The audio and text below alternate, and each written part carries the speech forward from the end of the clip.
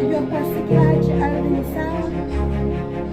Leo nataka nikufundishe aina 3 za hati ya ardhi ambazo wewe unazifahamu.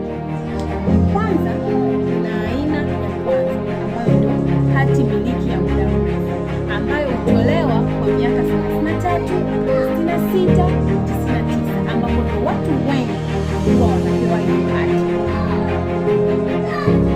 Pili, hati ambayo hutolewa na maeneo yaliyoendelezwa na taasisi kama Mamlaka ya Maendeleo ya Makazi.